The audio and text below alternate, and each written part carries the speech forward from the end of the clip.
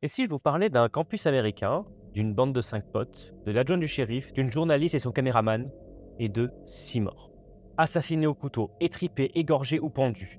Le 6 mars 2023 est sorti le sixième épisode d'une saga incontournable. Mais c'est le 11 avril 1997 que sort le premier épisode de la saga Scream, débuté par Kevin Williamson et Wes Craven. On y découvre l'histoire d'un groupe pris pour cible par un tueur en série caché sous un masque de fantôme. Mais connaissez-vous l'histoire vraie qui a inspiré le premier film de cette saga culte et le massacre qu'on y découvre? Installez-vous confortablement car je vous invite à découvrir l'histoire vraie de Danny Harold Rowling, l'éventreur de Gainesville.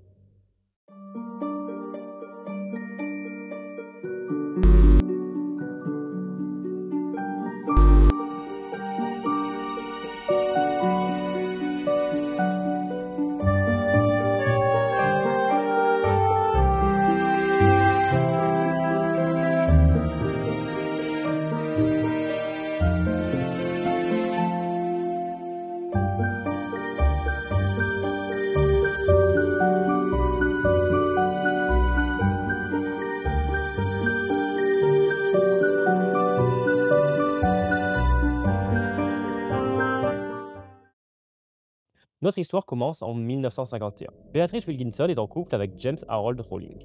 Leur histoire dure depuis un petit moment et le couple décide donc de se marier. Mais peu de temps après, le couple apprend que Claudia attend son premier enfant. Mais James l'a toujours dit, il ne souhaite pas avoir d'enfant. Cette nouvelle mettra le futur père hors de lui. Emporté par sa colère, il leva la main sur sa femme. Le fiancé aimant était devenu le mari violent. Daniel Harold Rowling, surnommé Danny, est né le 26 mai 1954 à Shreveport, en Louisiane. Il vit dans la maison familiale avec ses parents.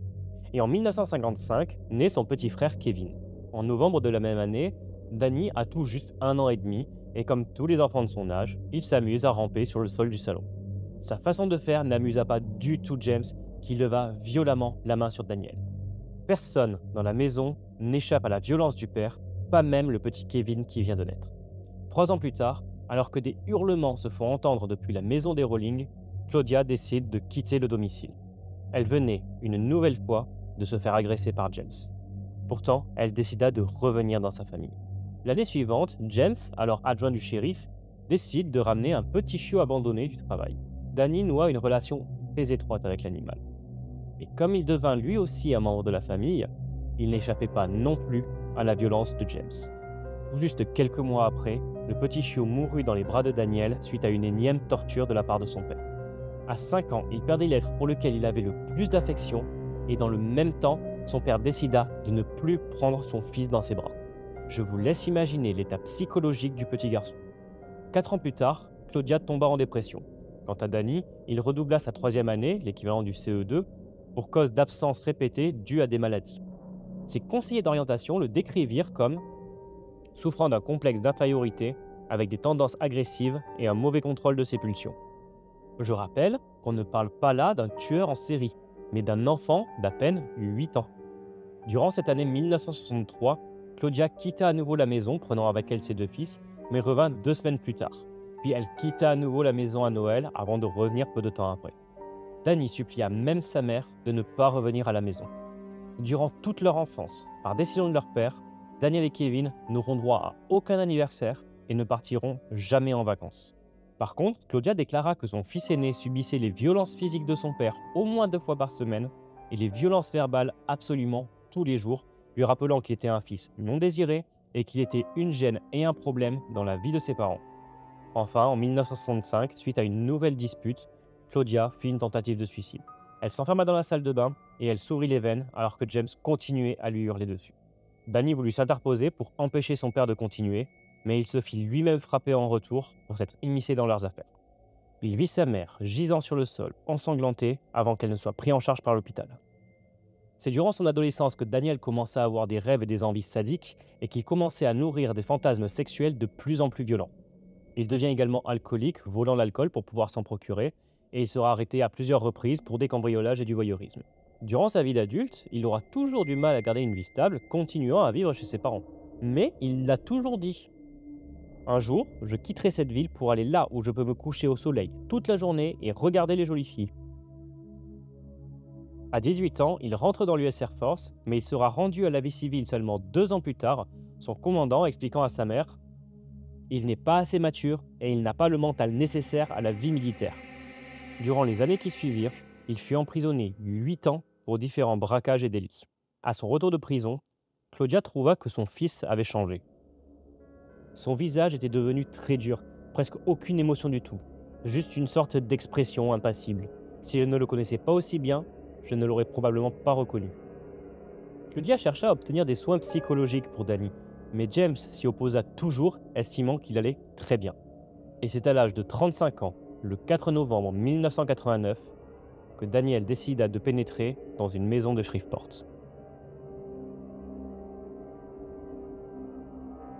Il est environ 19 heures quand Danny Rowling décide de pénétrer dans la maison des Grissom à Shreveport. La famille est en train de préparer le dîner lorsque Danny s'empare d'un couteau et poignarde à mort William Thomas Grissom, 55 ans, et son petit-fils Sean, âgé de 8 ans. Dans la maison se trouve également Julie Ann Grissom, la fille de William, âgée de 24 ans. Il va alors la violer avant de l'assassiner et de disposer son corps de manière ouvertement provocante. Des marques de morsure seront également retrouvées sur son corps. Lorsque la police découvrit le carnage, elle ne fut pas en mesure de faire le lien avec Daniel. Le tueur en série était né. En 1990, Danny se disputa avec son père.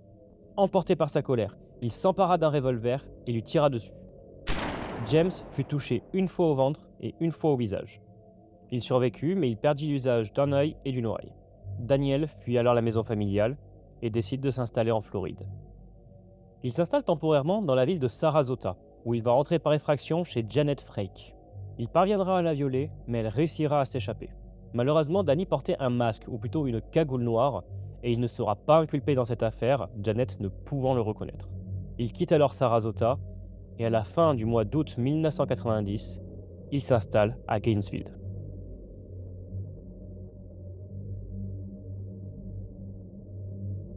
Arrivant dans la ville abritant le siège de l'Université de Floride, Daniel Rowling mit à profit son expérience. Comme il fuyait la maison lorsqu'il était adolescent, il installa un campement dans un bois de la ville. C'est le 24 août 1990 que naîtra l'éventreur de Gainesville. Reproduisant son mode opératoire de Shreveport, aux premières heures du matin, il pénétrera dans l'appartement de Sonia Larson, 18 ans, et Christina Powell, 17 ans, 2 étudiantes de première année. C'est Sonia qui sera la première victime. Bâillonnée, puis poignardée dans son sommeil. Christina sera alors bâillonnée avant d'être violée, puis poignardée dans le dos. Il a ensuite placé les corps dans des positions provocantes avant de prendre une douche, puis de quitter l'appartement. Le lendemain, il entra chez Krista Late Hoyt, 18 ans, et officier de police aspirante au bureau du shérif d'Alachua à 25 km au sud de Gainesville. Constatant son absence, il attend son retour dans le salon.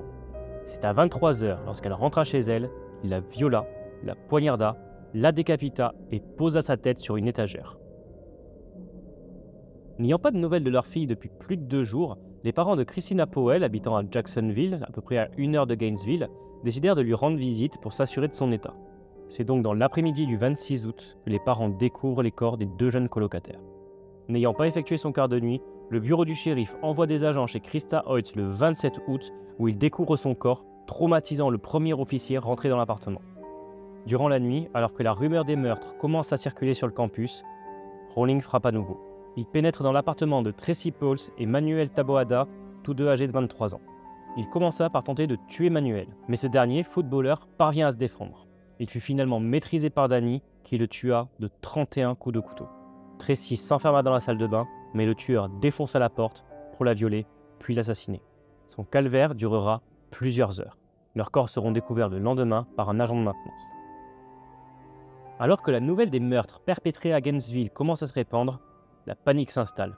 De nombreux étudiants décident de quitter le campus, d'autres sont simplement retirés par leurs parents. Ceux qui restent se débrouillent pour être armés et dorment en groupe pour instaurer des tours de garde. Finalement, l'université ferme pendant 1 semaine. Pendant ce temps, la police continue son enquête, et malgré les maigres indices, il se concentre sur un suspect, Edward Lewis Humphrey.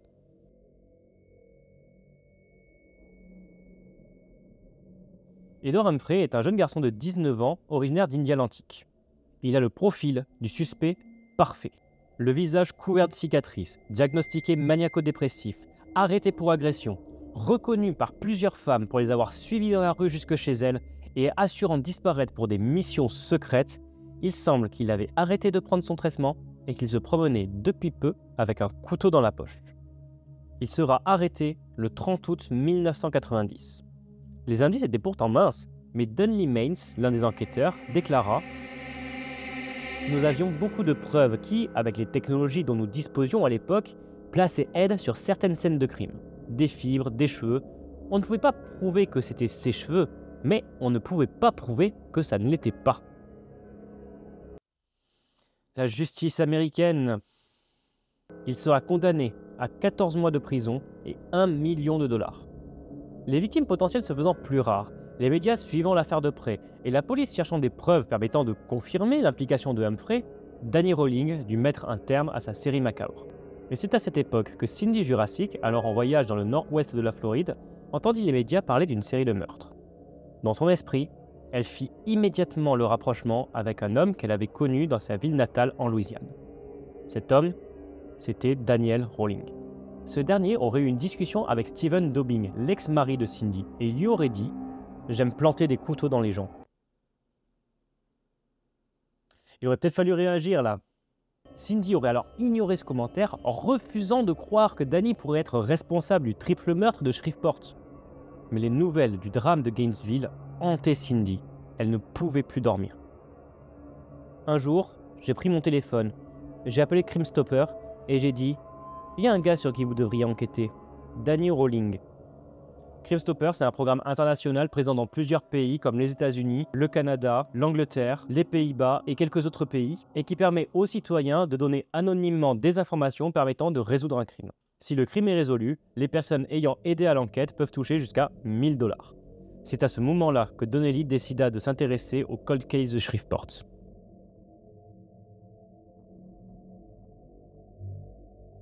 Ils constatèrent quelques similitudes entre les deux affaires, notamment le viol, le couteau et les positions dans lesquelles étaient disposés les corps après les meurtres.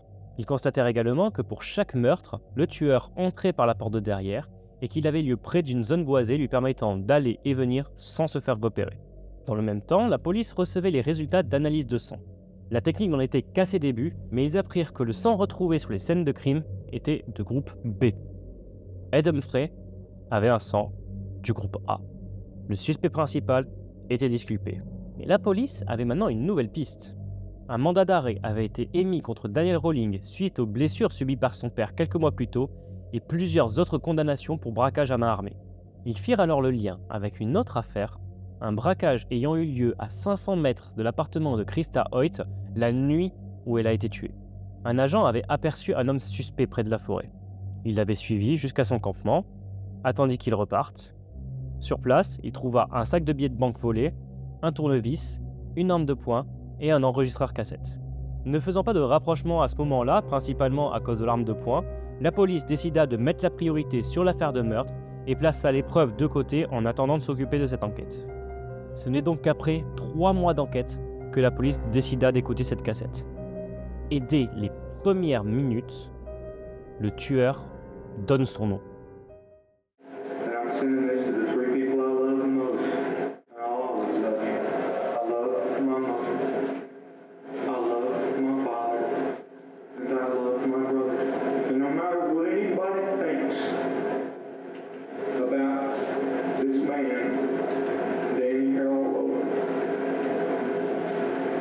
S'ils avaient écouté cette cassette au moment où ils l'avaient trouvée, 3 mois plus tôt, ils auraient déjà attrapé le coupable.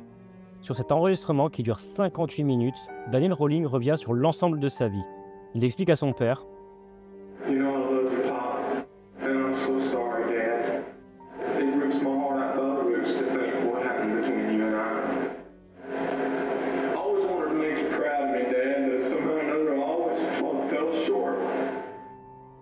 Il parle ensuite à sa mère, lui demandant de reprendre une vie normale.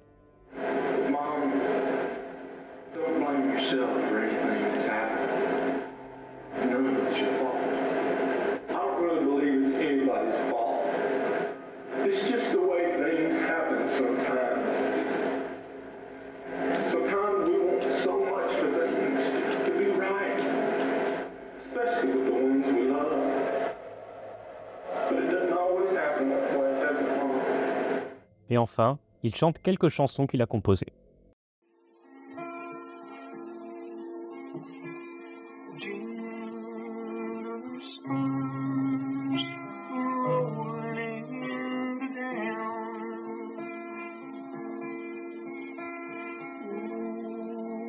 Black stallion, you bring a grim reaper.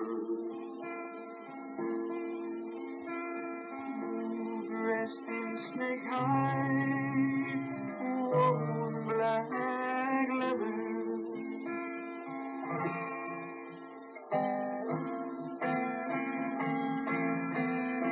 Mystery rider, what's your name? You're a killer, a drifter gone insane.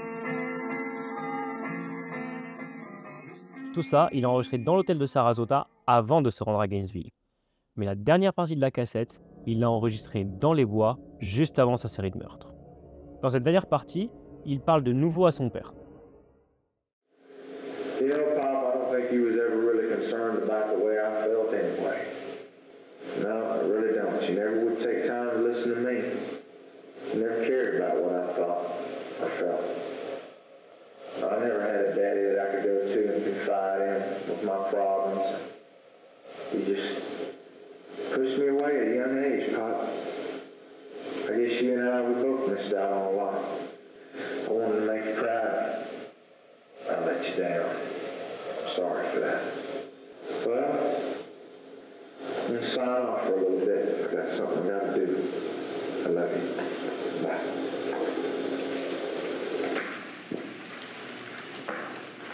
Quelques heures après avoir enregistré cette phrase, l'éventreur de Gainesville commençait son œuvre. À la suite de la lecture de la cassette, la police n'eut aucun mal à retrouver Danny Rolling. Il était détenu dans une cellule à Marion County Jail, à 65 km au sud de Gainesville, pour un autre braquage qu'il avait commis 10 jours après le meurtre de Emmanuel et Tracy. La police en profita pour confirmer que le groupe sanguin de Danny était bien B. Au final, ce ne sera pas un, mais bien 3 campements qui seront découverts. L'éventreur de Gainesville était enfin derrière les barreaux.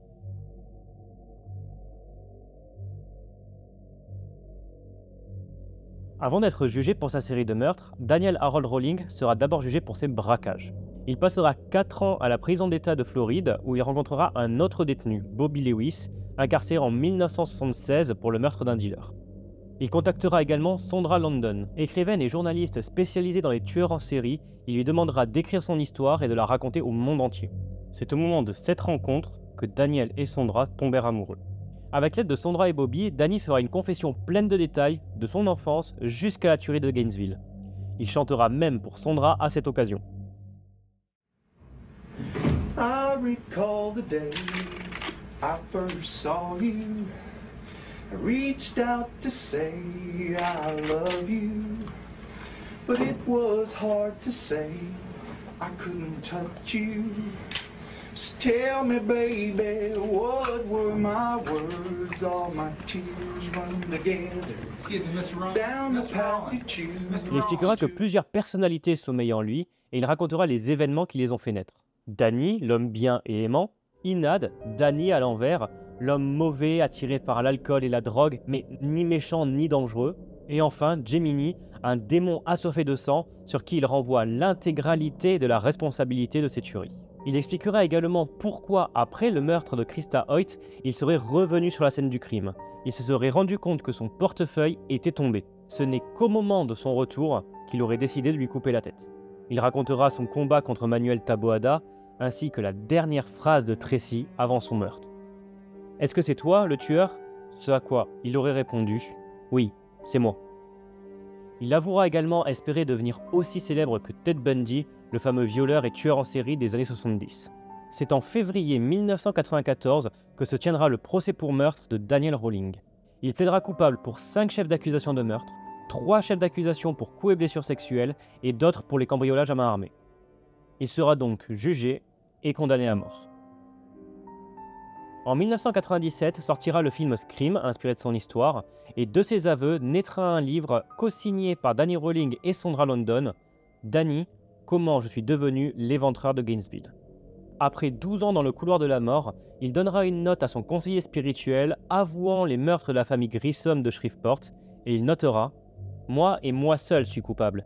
C'est ma main qui a enlevé ces précieuses lumières de ce monde obscur. » Sans aucune déclaration et sans présenter aucun regret, il s'assiera dans la salle d'exécution où il chantera un refrain d'évangile qu'il a lui-même composé avant que les micros ne soient coupés et que le mélange barbiturique, thiopental sodique, pentobarbital et chlorure de potassium ne fasse effet. Sa mort sera déclarée à 18h13.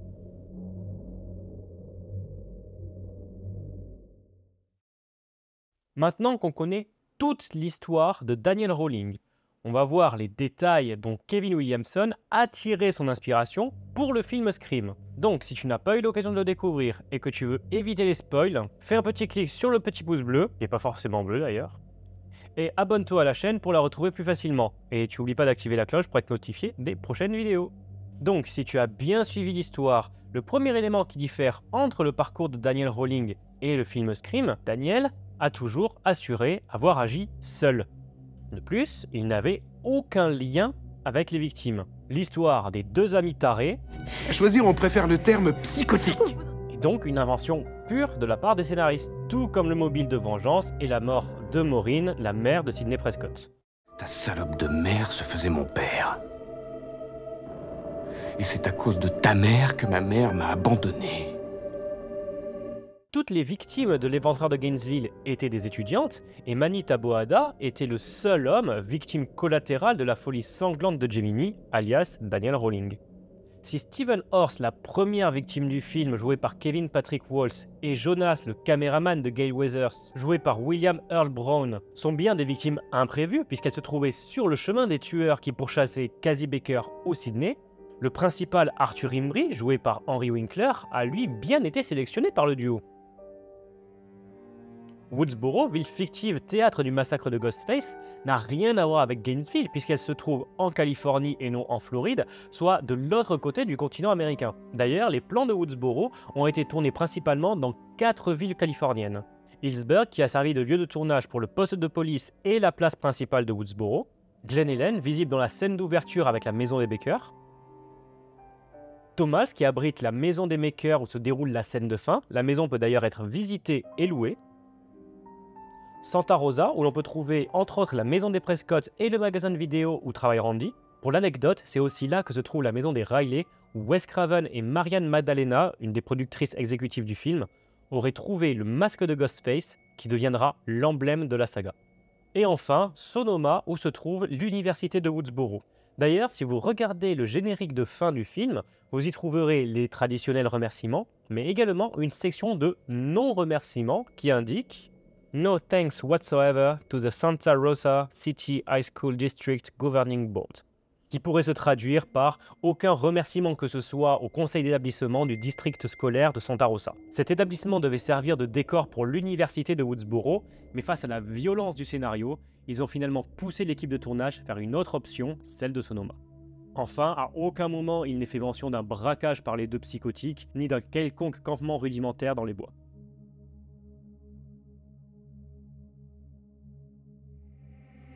Finalement, bien que Kevin Williamson confirme que l'imagination du scénariste a bien été inspirée par la tuerie qu'il a lue dans les journaux, on constate que les références à l'histoire de base restent minimes. Le fait que la cible principale de Ghostface soit des étudiantes, qu'il soit comme Daniel Rowling masqué, bien que la cagoule de Rowling soit bien plus rudimentaire, que leur arme de prédilection soit un couteau, la marque diffère dans les deux cas, un cabar pour Rowling et un buck pour Ghostface, et le fait qu'une journaliste ait une place prépondérante dans l'histoire, pourrait faire un rapprochement léger entre Gale Weathers et Sandra London. Le personnage de Gale Weathers est, j'utilise les mots de Wes Craven, une garce de journaliste. Je vous en enverrai un exemplaire. Attention! Sandra London, quant à elle, avait une très mauvaise réputation du fait de sa relation avec Daniel Rowling. On peut imaginer que Kevin Williamson ait dans un premier temps souhaité créer ce personnage à l'image de Sandra, bien qu'elle prenne un rôle plus positif et plus important à la fin du film et dans la suite de la saga. Cette fois, j'ai pas oublié de lever le cran de sécurité. D'ailleurs, Courtney Cox a dû se battre pour avoir ce rôle. Les producteurs ne voulaient pas d'elle à cause de son image de gentille fille de Friends qui lui collait à la peau. Pouvoir casser cette image était d'ailleurs l'une des raisons pour lesquelles elle voulait vraiment ce rôle.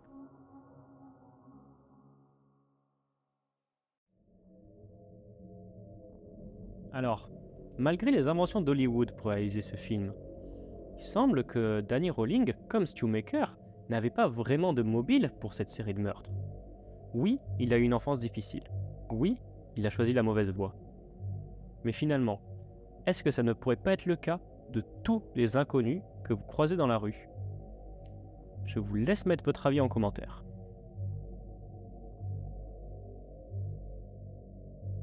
Alors, j'espère que cet épisode vous a autant plu que le précédent. Si c'est le cas, n'hésitez pas à aimer la vidéo, à vous abonner à la chaîne. Et pour détendre un peu l'atmosphère, je vous offre un petit bonus. Avez-vous remarqué tous les petits clins d'œil à d'autres œuvres d'épouvante qu'offre le film? De Billy Loomis, le tueur qui porte le même patronyme que le psychiatre de Michael Myers dans la saga Halloween, des échos aux Griffes de la Nuit avec un caméo de Wes Craven en personne habillé en Freddy Krueger, ou lorsque Billy Loomis entre dans la chambre de Sidney par la fenêtre. Mais pas que de l'horreur, puisqu'on peut trouver dans l'armoire du principal Imbri la veste de Fonzie de Happy Days, lui aussi interprétée par Henry Winkler. Mieux encore, si tu connais Scream, tu connais peut-être Scary Movie, la parodie sortie en 2000, qui reprend énormément de scènes du film original. Pourtant, un élément de la parodie est plus proche encore de la réalité que Scream. Dans la parodie, le tueur, c'est, attention spoiler, Dewey, avec qui la journaliste est en couple. Alors, amusant non ?